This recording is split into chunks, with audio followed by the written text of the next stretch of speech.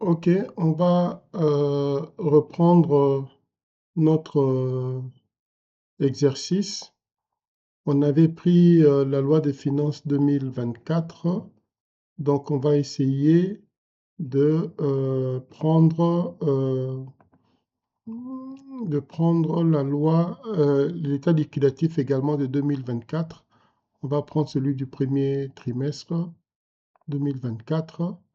On doit essayer, pour comparer ça au budget, de ramener ça à une ligne euh, par section. Évidemment, dans l'état liquidatif, il y a des entités. Bon, est-ce qu'on va aller jusqu'au niveau des entités? On va voir. Mais si on va jusqu'au niveau des entités, pour voir un peu comment les effectifs dans les chapitres évoluent, parce que pour voir comment ils évoluent dans les sections, on prend les chapitres, et peut-être pour voir comment ils évoluent dans les chapitres, on doit prendre également les entités. OK? Mais sachant que dans les entités, là, vous avez IPR et consorts qui ne sont pas des réelles entités. Mais bon, on va euh, analyser l'état liquidatif dans ce sens-là. Donc, l'état liquidatif, un peu comme le budget, il comprend plusieurs lignes. Et dans l'état liquidatif, vous avez par exemple, en fonction de la nature, pour chaque entité, euh, vous avez, au début, euh, vous avez une nature pour chaque entité et vous pouvez même avoir plusieurs natures s'il y a des primes pour chaque entité. Donc, ce qu'on va faire, c'est que on va mettre les effectifs, ils sont zéro, en salaire de base, en prime, mais il y a également, on va vérifier ça, on va faire une totalisation par nature de nature économique. Donc nature, il est où? Nature, c'est ça. Voilà. Je vais juste mettre ici, mais ce n'est pas. C'est juste pour voir combien il y a des natures économiques. Donc là, on a les salaires de base sous statut, salaire de base contractuel. Là, on a toutes les primes. Et là, on a du fonctionnement. Et là, on a normalement, je crois, ce sont des rentes. OK? On peut vérifier les séries 66 en prenant les libellés. Où est-ce qu'on a mis les libellés ici des natures économiques? Euh, voilà. On peut vérifier les 66 subventions aux budgets annexes, subventions aux tiers. Donc, qu'est-ce qu'on avait? 66, 43, 1, 43, 2, 66, 43, 43. Catastrophe, c'est quoi ça? Bon, attendez, on va faire ceci. On va prendre ça. On va joindre avec euh, les définitions de sous nature. OK. Avec selon la clé nature égale euh, nouveau, nouveau code. Ah, c'est numérique.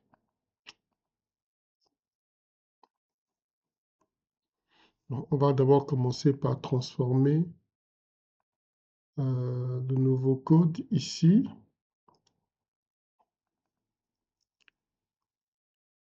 Alors, comme il y a d'autres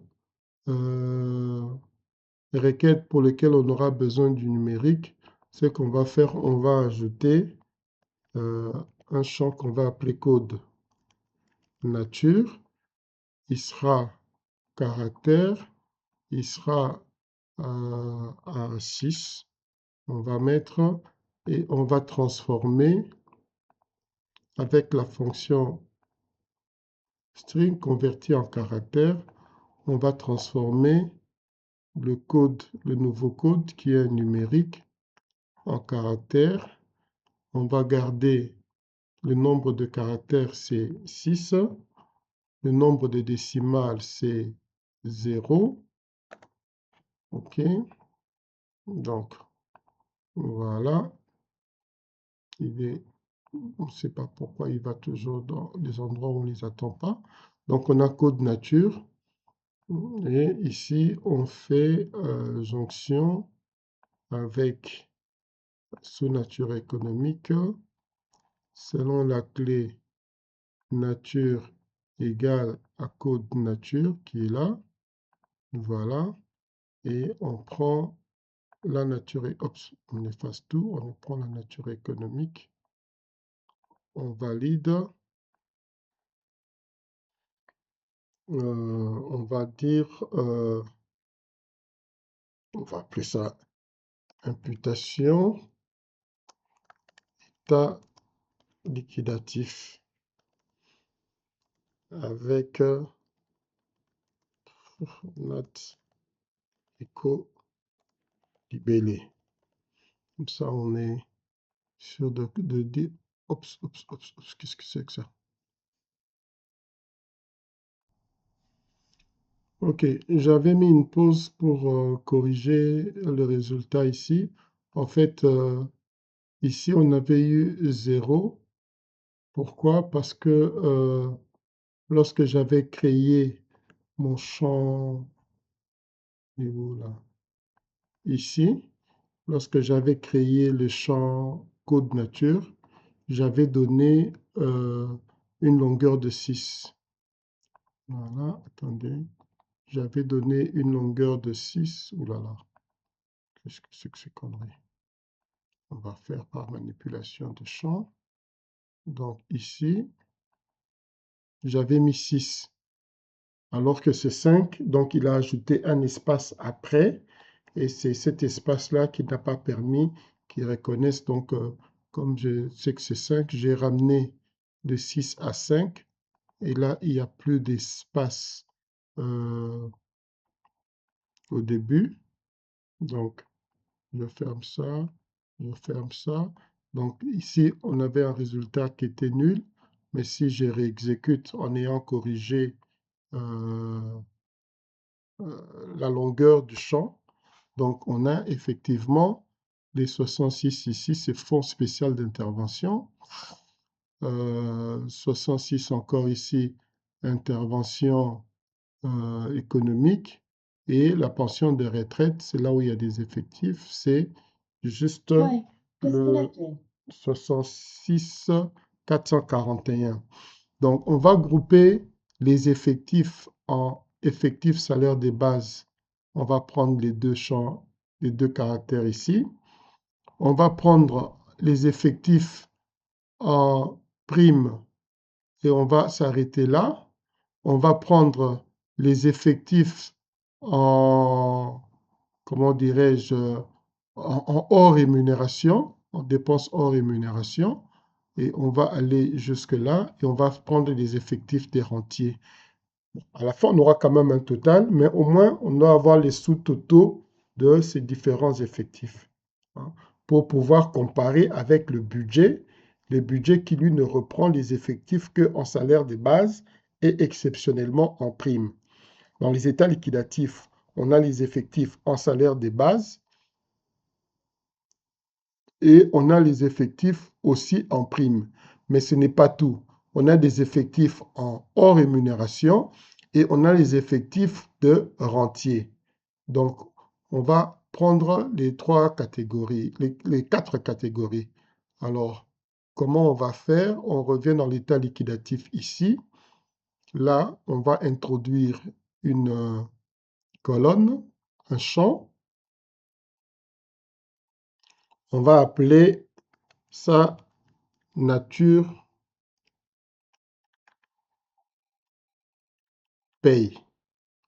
OK? Ça sera un champ caractère. On lui donne une longueur de, je sais pas, 15. On va écrire des choses. Et on va utiliser une fonction conditionnelle, compile if, parce qu'on va faire plusieurs si. Alors, le premier si, ça sera dans la nature économique. Il est où nature? Nature est là. C'est un champ caractère. On va mettre une fonction. Left, c'est gauche. OK. Si les 4, on a pris 5, hein, mais on va garder 4 pour prendre les salaires de base. Si les 4 premiers caractères à gauche, OK, la fonction left, on la ferme ici. On va mettre un peu d'espace. Si les 4 caractères à gauche correspondent à 36, 1, OK, là, on va mettre comme valeur salle de base. OK. Deuxième condition, on va... Oups, c'est quoi ça?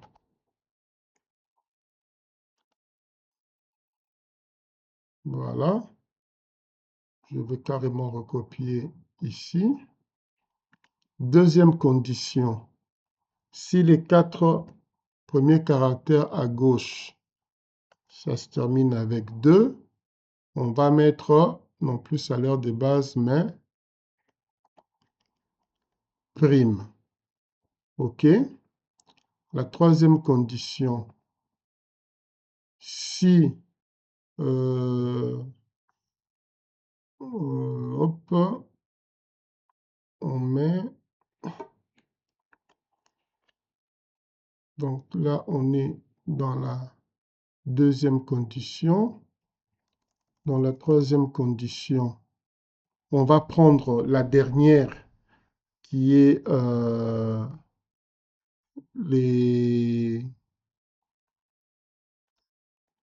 rente de retraite.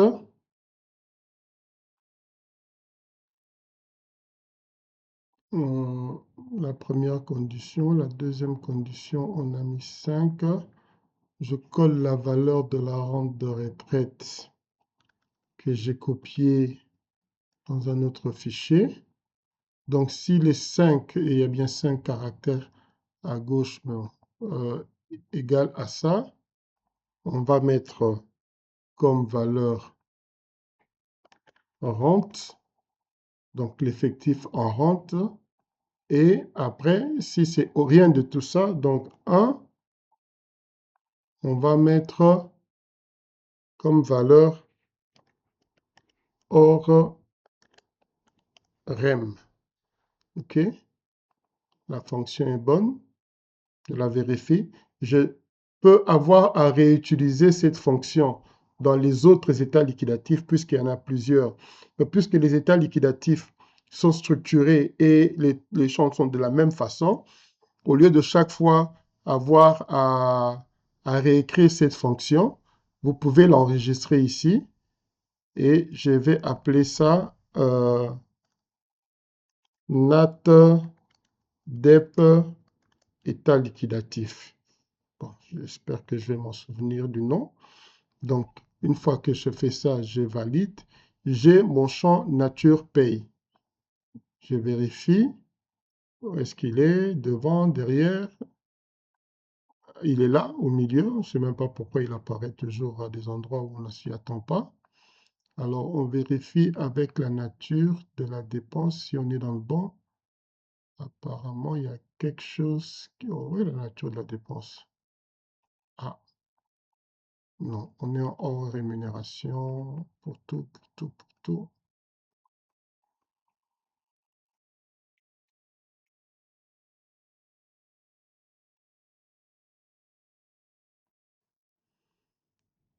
Bon, je vérifie un peu pourquoi j'ai hors rémunération ici alors que je devais avoir salaire de base. Je me suis mal réveillé aujourd'hui. En fait, j'ai tapé des valeurs qui ne sont pas, c'est 36 et non 33. Donc c'est 36 et ici également 36. Alors, pour la rente, je crois que ça ne pose pas de problème. Alors, je vérifie d'abord avant d'enregistrer la formule. Comme ça, au moins, je suis sûr qu'elle est bonne. Ah, voilà. Donc là, c'est corrigé. J'ai les salaires de base. J'ai les hors rémunération. On va chercher la rente. On va chercher la rente.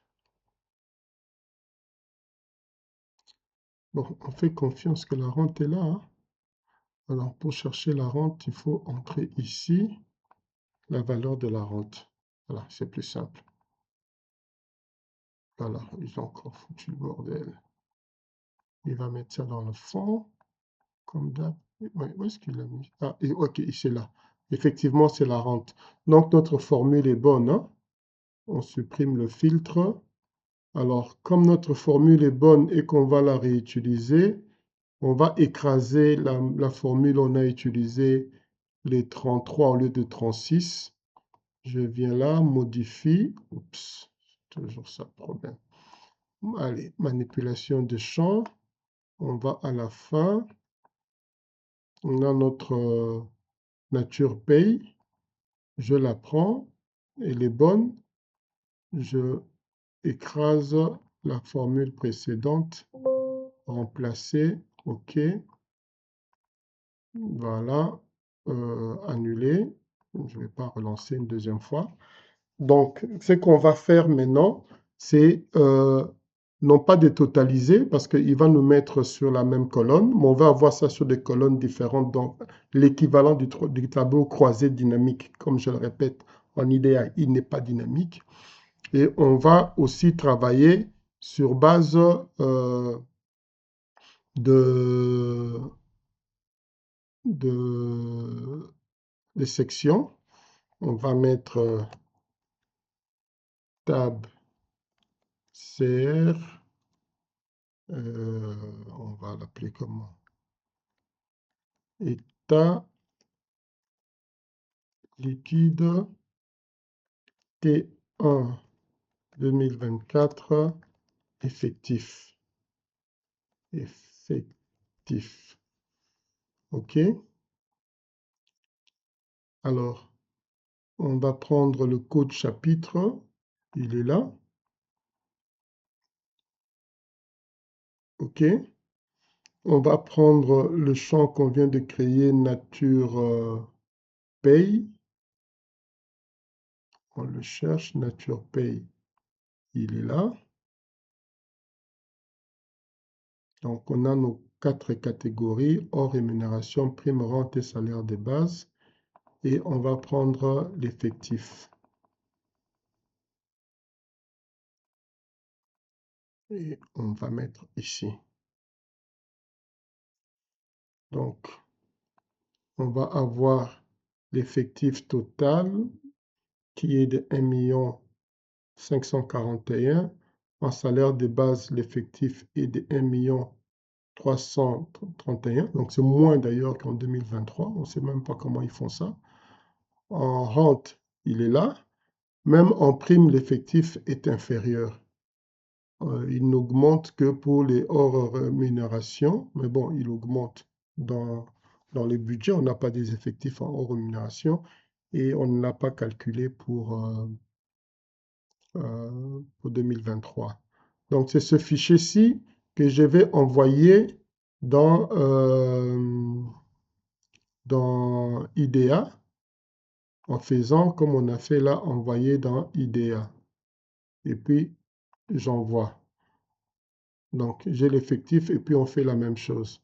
Maintenant, si je dis, où est mon tableau là, qui est,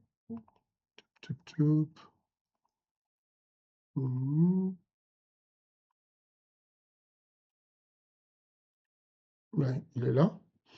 Maintenant, si je dis que j'ajoute les numéros des entités pour avoir les détails par entité, comme je l'ai dit, les chapitres, ce n'est pas important parce que les 2 premiers chiffres de la section donne, du chapitre donne la section. Si je veux avoir les entités, le numéro de l'entité est là. Je viens, je mets là. Bon, il a fait le contraire. J'enlève le code de la section. Je reste avec le numéro de l'entité et je viens maintenant ajouter. Voilà. Donc là, j'ai les codes chapitres. J'ai dans ces chapitres-là les entités. Et dans ces entités-là, j'ai les salaires de base, les hors rémunération.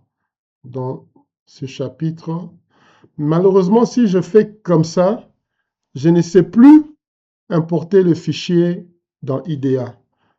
Parce que comme il a des sous-totaux, IDEA n'accepte pas des sous-totaux. IDEA peut prendre un total général, mais il n'accepte pas des sous-totaux.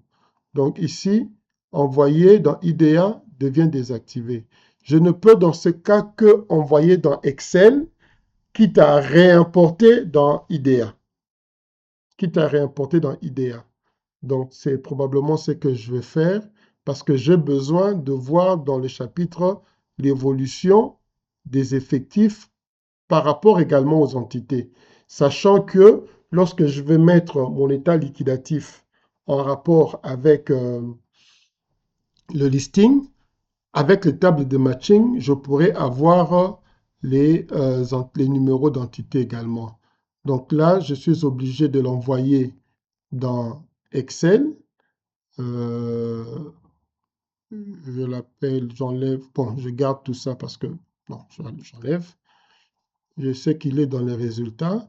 Il s'appelle tableau croisé état liquidatif effectif deuxième trimestre.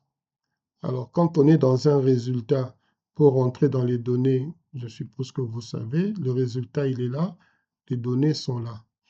Si j'ai besoin encore de ce résultat, je n'ai pas à refaire le tableau, mais il est là. Mais comme je l'ai dit, attention, il n'est pas dynamique. Il est lié à ce tableau qui lui-même déjà n'est même pas dynamique. Donc, si vous modifiez le fichier sur base duquel vous avez extrait ce fichier de rémunération, ben, ce fichier n'est pas impacté. C'est comme ça que fonctionne IDEA. Donc, il n'y a rien de dynamique. Ça vous permet peut-être aussi l'avantage d'avoir une historique.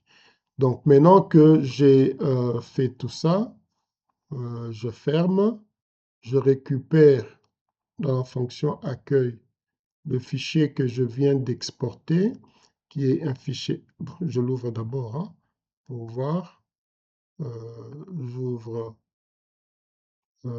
Excel,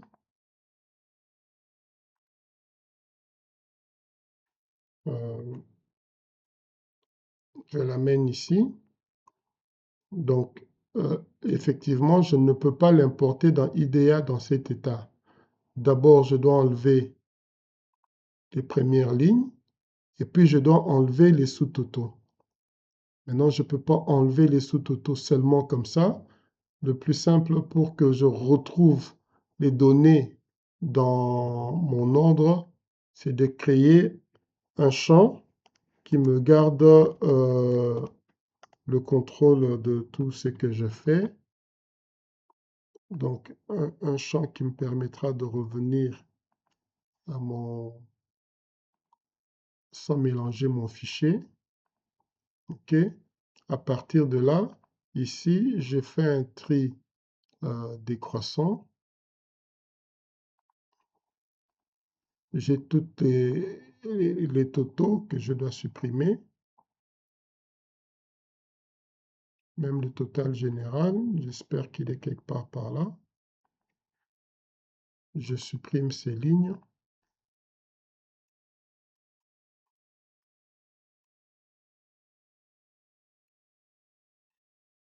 Je vérifie que le total général lui-même, il n'est plus là.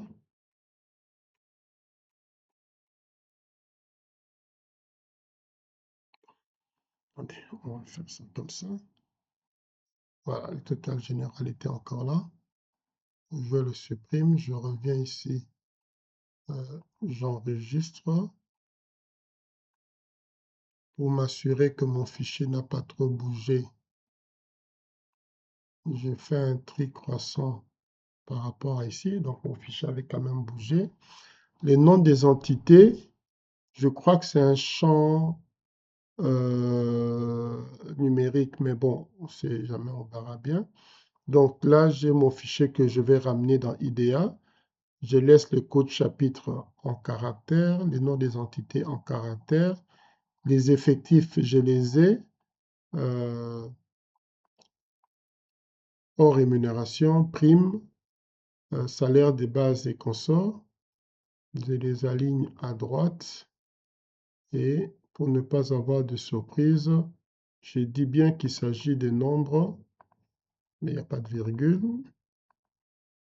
Voilà. Donc, il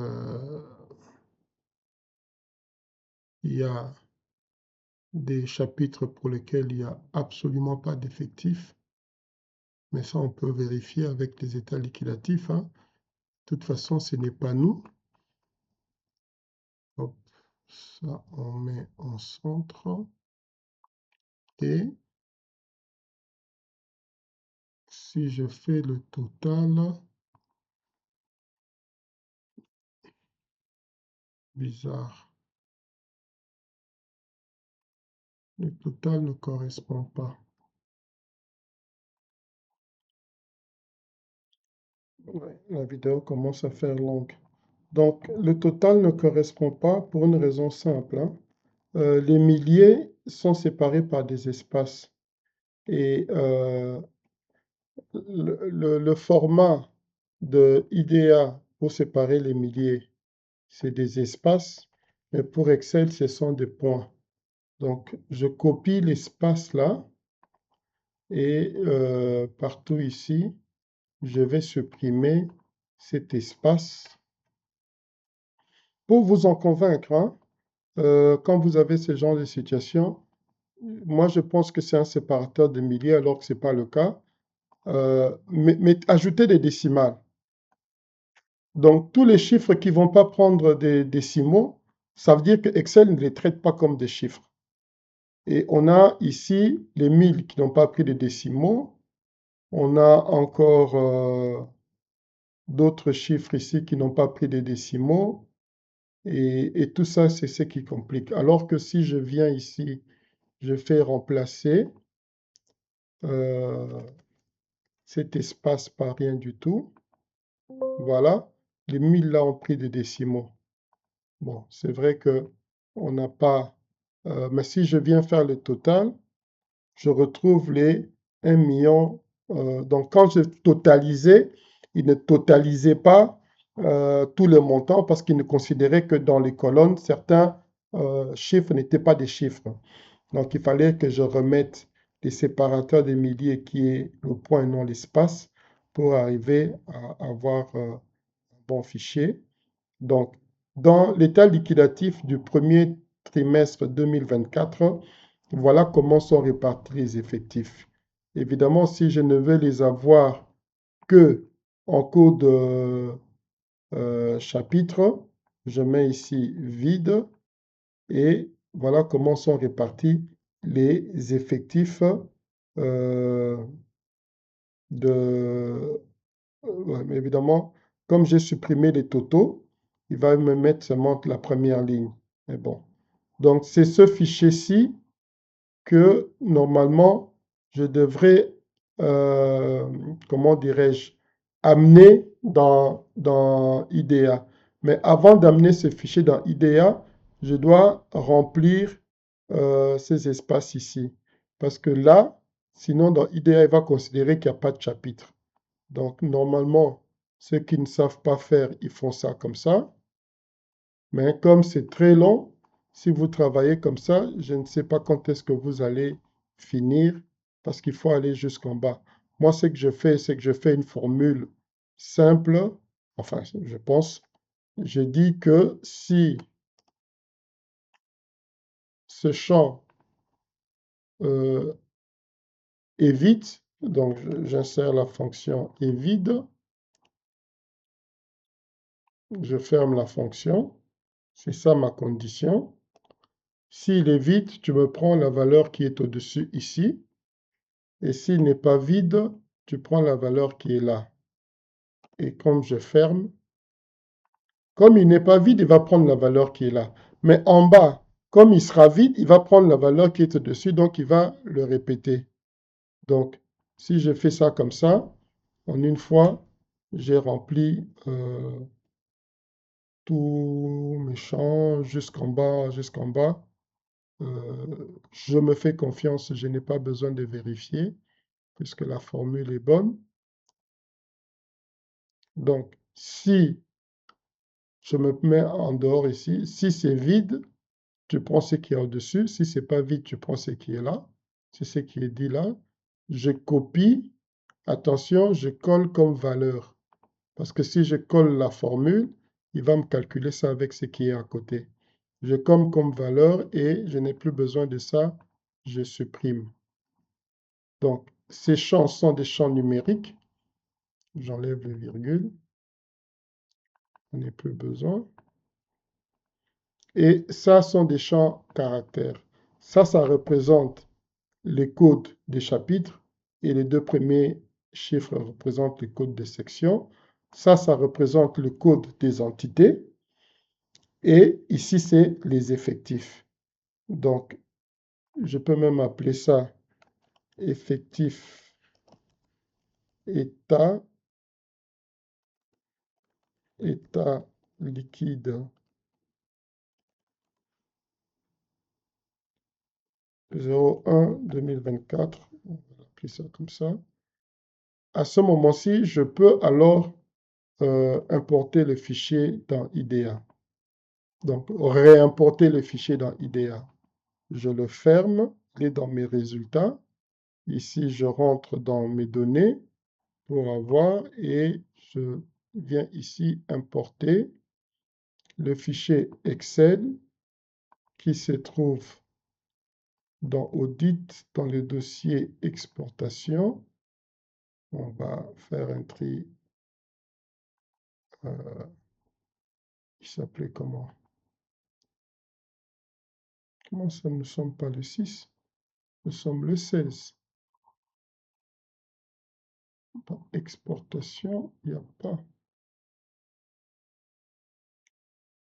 Comment on avait appelé ce fichier-là?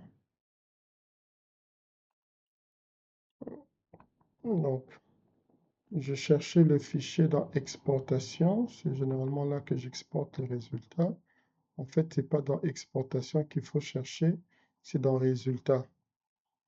Et donc, nous sommes le 16 juin, c'est bien ce fichier-ci que j'ai modifié et que je vais réimporter dans IDEA, mon numéro de contrôle et tout. Il s'appelle tab effectif. Alors, il ne faut pas qu'il y ait le même nom que le résultat. On va voir s'il y a le même nom que le résultat. Il va nous le dire. Voilà.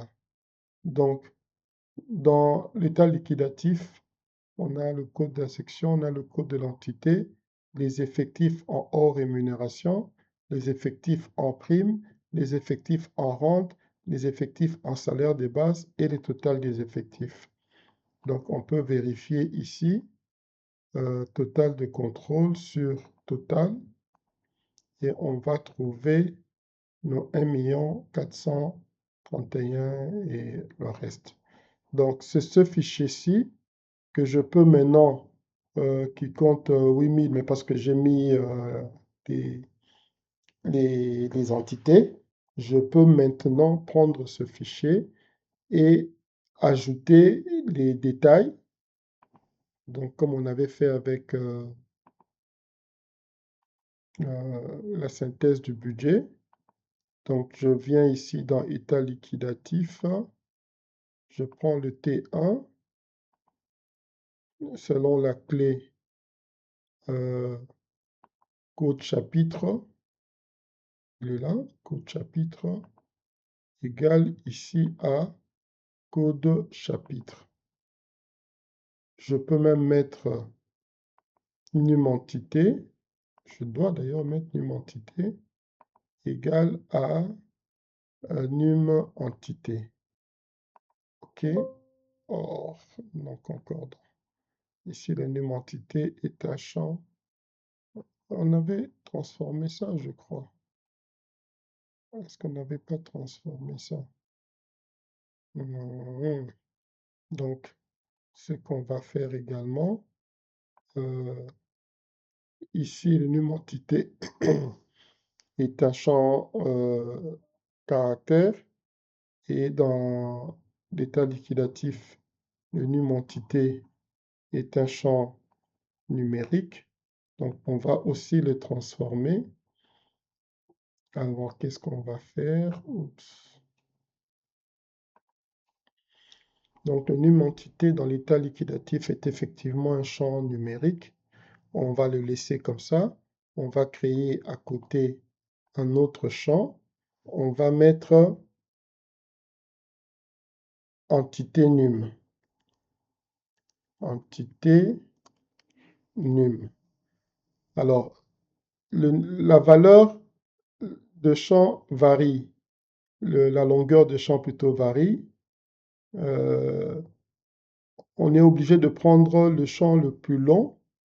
Ça fait 1, 2, 3, 4, 5. Donc, on va dire que c'est un champ caractère qui est de 5. OK? Et on va utiliser la fonction string, sachant qu'il va chaque fois nous générer un champ de 5 caractères, ce qui risque de nous compliquer l'existence, comme on a eu tout à l'heure. 5 et pas de décimale. OK? Mais on ne va pas s'arrêter là. On sait que dans les champs où il y a 4 caractères, il y aura de l'espace. Et ça va compliquer notre comparaison. Donc, on doit supprimer les espaces, les vides. Donc, on va imbriquer cette fonction dans une autre altrim, je crois. Supprime tous les espaces au début et à la fin de champ caractère. Donc, une fois qu'on a transformé ça en caractère, on va utiliser la fonction altrim pour supprimer les espaces qu'il y a devant et derrière. Et là, on valide. Voilà, on a notre champ entité num qui théoriquement a 5, mais on sait que lorsqu'il y a 4, il aura supprimé. Donc, on va voir maintenant si on arrive à récupérer les noms des entités avec notre table ici. Donc, on va croiser. On va sélectionner, on était dans ici, selon la clé, code chapitre égale code chapitre, il était là, num entité égale entité numérique qui doit être à la fin. Voilà. Et on va appeler ça état liquide T1 2024 avec effectif et entité. OK. On va prendre des champs correspondants. Comme ça, on va voir s'il y a quelque chose qui manque.